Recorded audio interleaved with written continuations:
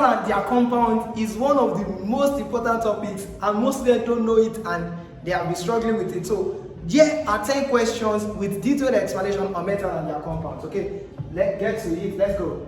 Now the first question is, sodium is extracted from electrolysis of dash. Okay, during electrolysis you have to understand that metals, you should know that there are some general characteristics as regards them. Some of them are hard, they are ductile, they can be drawn into wires, some of them can be beaten into sheet or hammered into sheet. And note, the most malleable metal that is hammered into sheet, the most malleable metal, this one is a JAMB, is a positive question, is gold. Take note of that. Okay, though sodium is also malleable, sodium is soft, but gold is the most malleable metal. Okay, maybe that's why they will use this in many of the accessories and the likes. Okay, take note of that. So basically, you know that metals are reduced, they have high reducing ability. You know, they tend to what? To lose their electrons, right? Just like you know that. So let's say we have sodium. Sodium can go to sodium plus E, right? Don't forget that electrons are negative. So this is positive. So it is +1 -1. So eventually, if you add this guy and this guy together, plus minus, so eventually give 0. So that's why the original state of this guy is free state 0. Original state of this guy is +1. So this is the way metal do. So like calcium now, for instance, it can go to Ca2 plus 2E. Look at it. 2, that is +2 -2. Eventually this is 0. I've taught you something very important. If you know this, redox reaction will be easy for you too. So that you have to understand about that. Okay, so now let's get to work. Sodium is derived from electrolysis of dash. You have to know that the electrolysis of sodium even takes place in a particular cell we call Downs cell. That's where it occurs. Okay, now and we use what? Fused NaCl. Fused NaCl, so that there is no water here. You understand? Into that down cell. I don't want to draw it for you. Okay, so it's just a cell that has anode and cathode, and that's what I'm going to be telling you. So if there is no water fused, so it means that anode, right, which is positive, this guy will go there. Cathode, which is what? Negative. Sodium is positive, this guy is negative, right? So this guy will go and meet this guy. This is the guy. I will go and meet girl. This is the girl. I will go and meet guy. So that's why this guy will come here. So from here you can have say Na plus E to give Na and Cl minus, right? Because it will be happening at the anode. And I already told you cryo, cathode reduction, anode oxidation, and LIOGA. I have a video on this. Loss of electron is oxidation, gain of electron is what? Reduction. So now, you know this is happening at the anode. That means there will be oxidation, which is what? Loss of electron. So that's why this guy will turn what? Cl2 plus 2E. And this will be 2, then that's why this will be 2, 2, and 2. So basically, chlorine gas will be liberated at what? Anode, sodium will be deposited at what? Cathode. But anyways, the answer to this question is what? Fused NaCl. And it takes place in a what? In a down cell. That's what you have to know. Of course, yes, this is the part. It occurs in a what? In a down cell. Okay, take note of that. And another thing you have to note is that what are the anode and cathode? And how many of you have seen cats? How many of you have seen cats before? CACS. Okay, CACS, right? It means that for carbon anode, then for cathode, what is the cathode made of? Steel. Do you get it? So you can see that C is here, so it's cathode. Like AC, anode and cathode. So it should go like this. The anode is carbon, the cathode is steel. Okay, so this is what the down cell is made up of. Okay, so the anode is carbon, the cathode is steel. So take note of that down cell. Okay, that is the answer to that. Now dash is used to lower the melting point of fused NaCl. Yes, you know when we are using electrolysis, okay, metals can generally be extracted through two major methods. One is electrolysis, the other one is thermal or chemical reduction. Now, because the idea is that electrolysis is so expensive, so you must find a way to lower the melting point so that the temperature, the heat you are going to be maintaining in the electrolytic process will be lowered. Understand? So that's the idea. So we have to lower the melting point. And don't forget that Impurities tends to lower melting point and it tends to increase boiling point. So the fused NaCl will be lowered by what? By using what? Calcium chloride. You must know this. Calcium chloride is what you use to lower the fused NaCl from 801 degrees Celsius to 600 degrees Celsius. Okay, that's what we use. It's calcium chloride. But in the electrolysis of calcium itself, which is extracted from CaCl2. Now this CaCl2 is actually a byproduct from Solvay process. I will get there.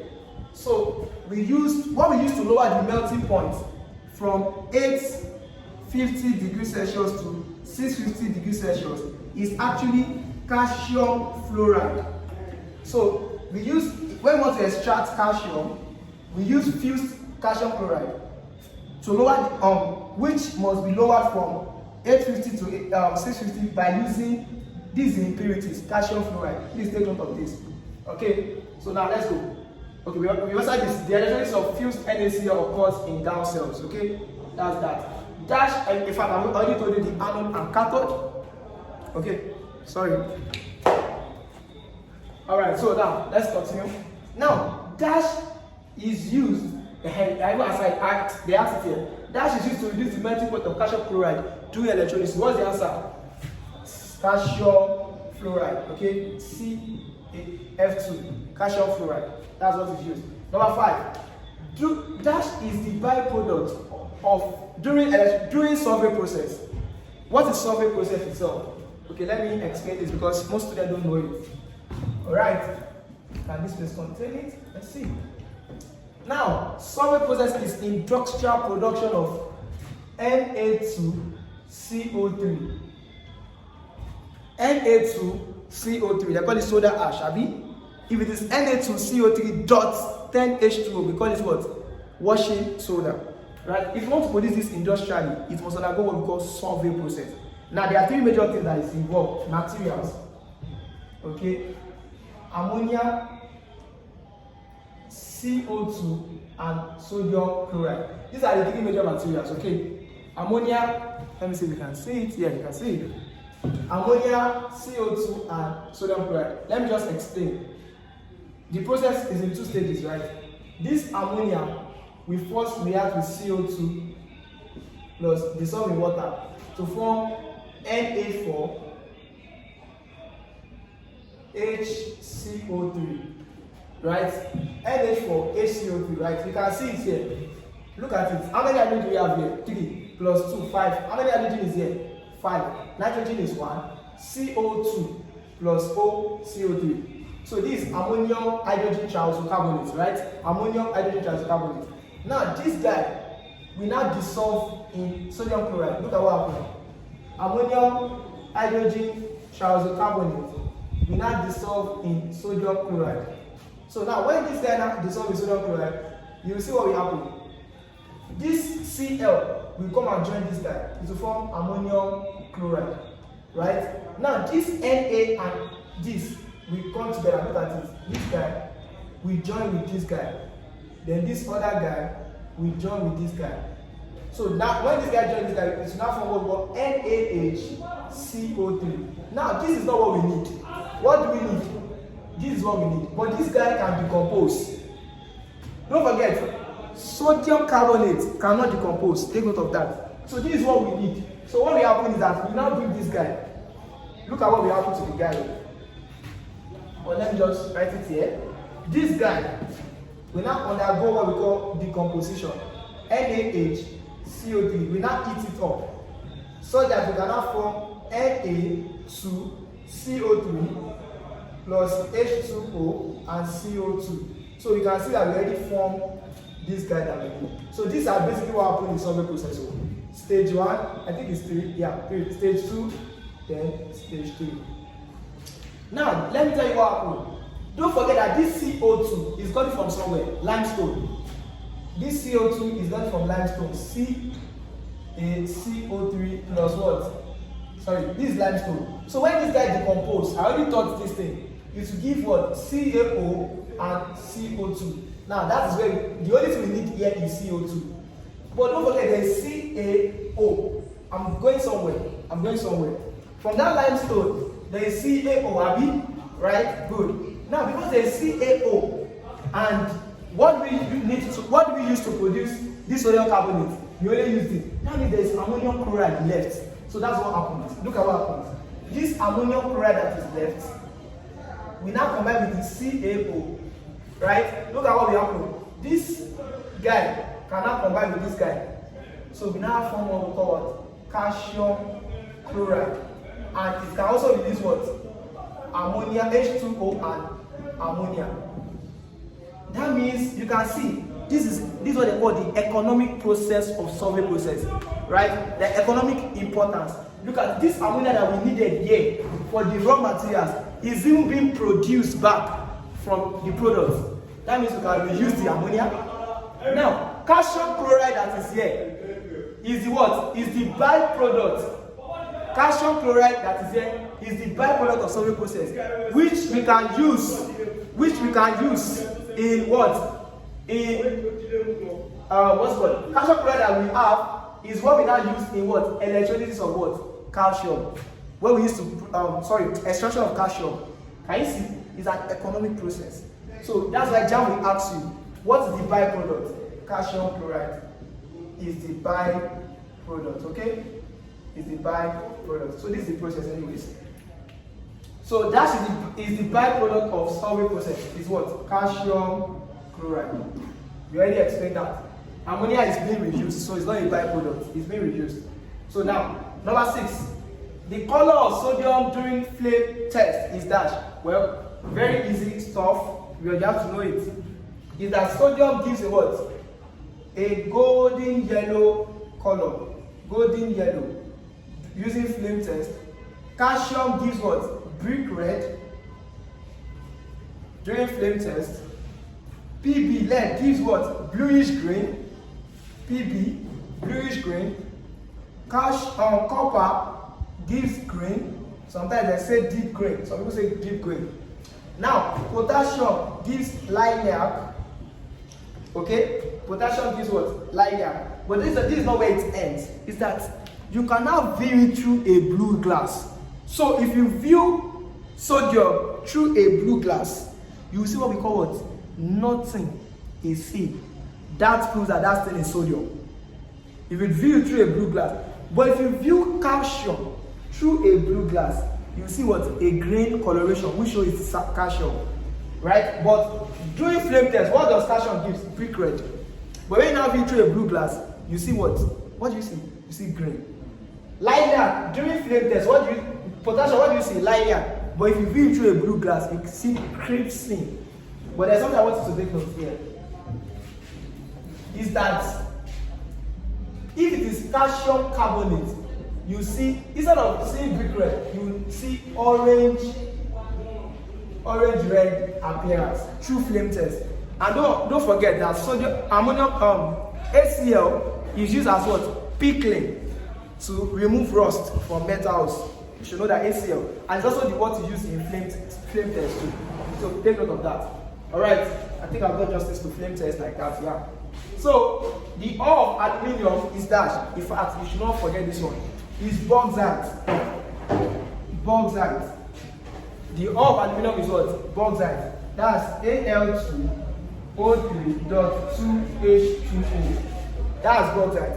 And don't forget that the electrolysis or the extraction of aluminium occurs in 2 stages because bauxite is so impure. So there's the first process, purification of what? Of bauxite. You have to purify it first to form alumina, which is Al2O3, but it's now pure.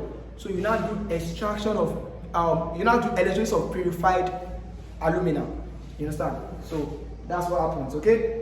Another question that they might ask is what is used to reduce the melting point or what serves as impurities during extraction of aluminium is cryolite, which is another ore of aluminium. Cryolite. Never forget. What is that? Na3Al-F6. I already taught you how to know if the compound is correct. I already taught you. Subscribe so that you can see that. Okay, check my video, subscribe. You are just saying this. I'm making this video for you guys so that you can do well. So people have asked me to make videos on metals. I'm just doing this to recap everything on metals. All right, at least to a very good extent that they will ask you. Okay, so this is correct. How? Sodium is +1, so that's why +1 times 3. Aluminum is group 3, so +3. Then fluorine is -1. -1 times 6 is what? -6. So +3 + 3 -6. Everything must be equal to what?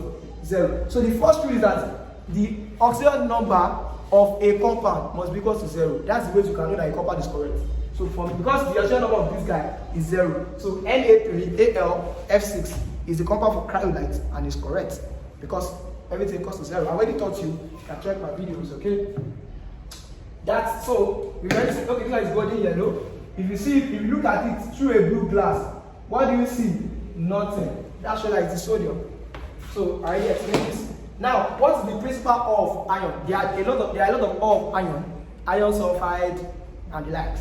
But the principal of is called what? N-metite, which they mean the main of is what?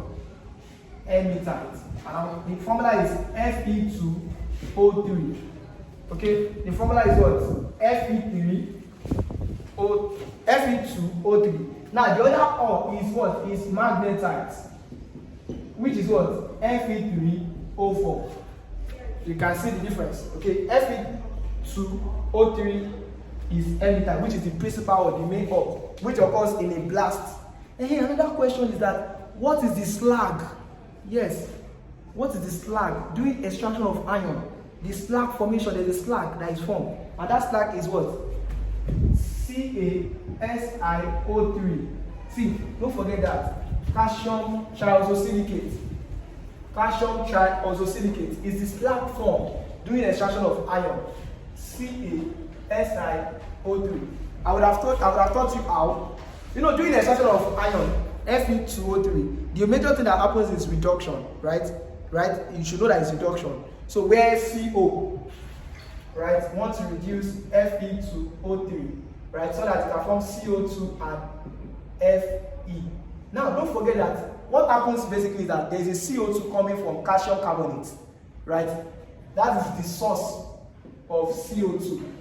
It's a process, it's a reduction process that happens actually. This CO2 was first combined with carbon to form CO and oxygen and like that. Then this, what I'm not saying that this CO2 is not the only product.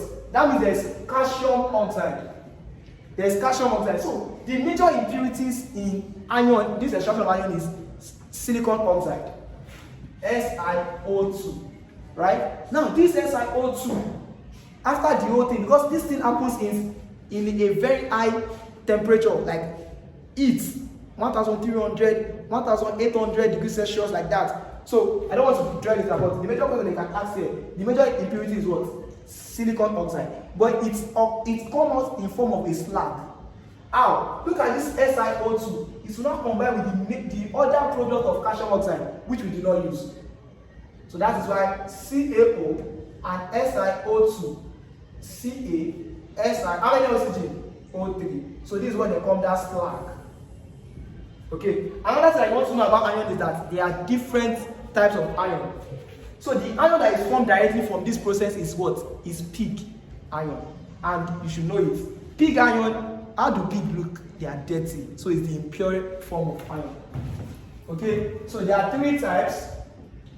So pig iron is the first one, and it's one formed from this process. So pig iron, the number 1, is so impure. Maybe that's why they call it pig. The second one is cast. The third one is what? Is wrought iron. Okay, is wrought iron. Now, pig iron, it contains about 5% carbon. So it's so impure. And it has limited use because it's so impure. It can easily break. It is so brittle. Alright? It can easily break. Now, it has limited use, but it can be used in formation of steel. Okay, iron and carbon, that's the alloy. We'll get to that side. So it can be used in formation of steel directly. But now, if you now eat it, if you eat this stuff more, right, it can form cast iron. Alright. Now that one has some uses, like you can for materials that requires less tensile strength. Look at it, we said it is brittle. So if the tensile strength is so high, it can easily break. But the material that requires less tensile strength, You can use cast for it. For instance, your stove at home. Your stove, that's the use. Okay, now wrought iron is the purest form of iron. It's considered about 0.4%, carbon. Okay, so and also the way to make that wrought iron is that another emitter must be added to now remove all the impurities like silicon, sulfur, phosphorus, and the likes. But what I use is, that means this one has more industrial use. So that's why all your nail, rod, and the likes, they are from where? Wrought iron. Okay, that's that. The point of extraction of metals can either be dash or dash. It can either be 1, electrolytic. 2, it can either be chemical or thermal reduction. For instance, if you want to extract tin from cassiterite, the ore of tin is cassiterite, SnO2, right? Cassiterite, it is by thermal reduction, or yes, chemical reduction where you use carbon, so it's by reduction, it's not electrolytic. In fact, we prefer any process that will require thermal reduction. We don't want to use electrolysis because electrolysis is expensive. You understand? The current you're going to maintain is expensive. So cassiterite is the ore of tin. Cassiterite, and this is the compound. Galena is the ore of what? Lead, which is lead sulfide. Can take note of that.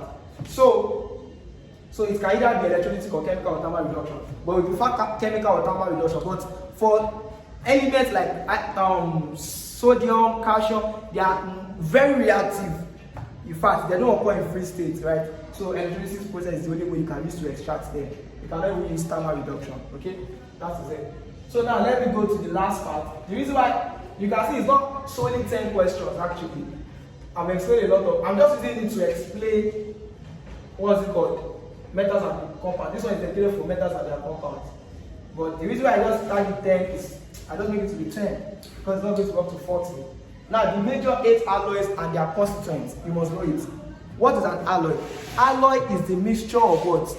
Of metals and metals, or metals and non-metals, and that non-metals must be carbon. It's not any other. You cannot see metals and sodium, or metals and sulfur, or metals and nitrogen. It's carbon. Okay, so it's just to get a higher metals or a higher materials of higher, interest, based on your interest. Look at it, aluminium. When we now form duralumin, because of aircraft production, we now add aluminium to copper, to manganese and magnesium.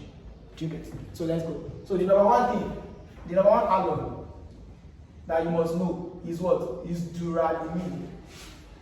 Now, duralumin, durable aluminium. So it's an aluminium that we need some other extra things. So I already told you, alloys are mixture, okay? They are physically combined.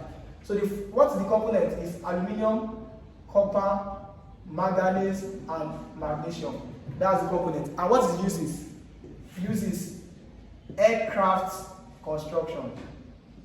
Aircraft. There's a reason though, is that this duralumin, it has high tensile strength, right? And it is, in terms of corrosive ability, it is reduced. Okay, take note of that.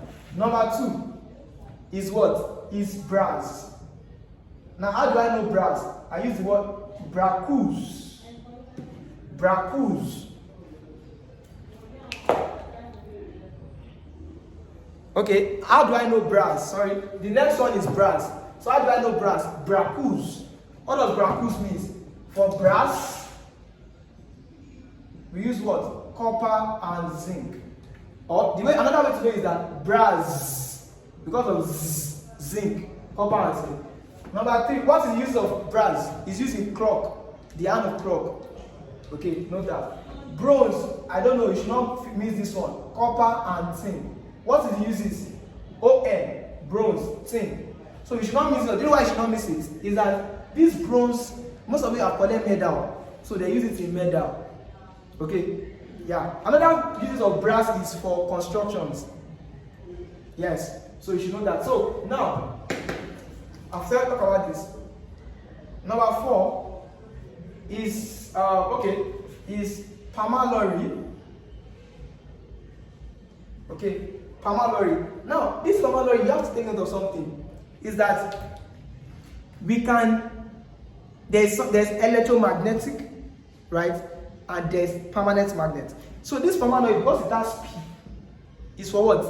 It's for electromagnetic. While the other one, which is alinico, is for what? Is for permanent magnet. Alright. So for permalloy, the constituents are coming. So permalloy, yes, as I've said, is for what? Electromagnetic, right? Now I want you to say something. Number 5 is what? Alinico. Now the way you should not forget this one is that alinico. Ali is aluminium, Ni is nickel, Co is what? Cobalt. Okay, alinico is for what? It's for permanent magnet. So it has aluminium, nickel, and cobalt. It also has iron in it. So it is iron, aluminium, nickel, and cobalt. You may notice that aluminium, nickel, cobalt is there. Al, Ni, alinico. So this is number 5. Number 6 is that steel. You should not forget this. Steel. Steel is iron and carbon. So can you see? We have introduced a non-metal. Number 7 is what? Stainless steel, right? Stainless steel. I mean, this one is so easy. You use iron, chromium, and nickel. Iron, chromium, and nickel. Now, the last one, which is the 8th one, is the salt soda. Soda, you want to soda, now sodium ion. Soda, just wait to know it. Now, it's comprised of what? Lead and tin. Now, if it's just lead and tin, this one is used for welding and plumbing. Okay? Then the last one, there can also be another substance that comprises of Pb, Sn, and Sb. This Sb is the symbol for antimony, but the Latin name is symbion, so they use Sb. So this one now is used for what? For printing. So I want to ask you a question. So you see that we've done 8 alloys. So I want to ask you a question. What is, because that one is a common JAMB question, I must ask you, what is duralumin used for? Okay, what is duralumin used for? All right, I hope you'll be able to talk about the major part of metals and their compounds with this just less than 30 minutes video. And we finished our marathon class, but if you want to get the recording to the marathon class, you can send me a DM. If you are watching this on YouTube or TikTok, my number, just send, if you are watching it on TikTok, just send me a DM. If you are watching it on YouTube, send me a WhatsApp message. I might display my number around this place to get the recordings of our marathon class. A 7-day intensive marathon class where we cover the syllabus, okay? I hope I've been able to make justice to metals and their compounds with this stuff. I've asked you a question, what is duralumin used for? And see you in my next video. I wish you all the best for those still writing exams. Success is yours. See you.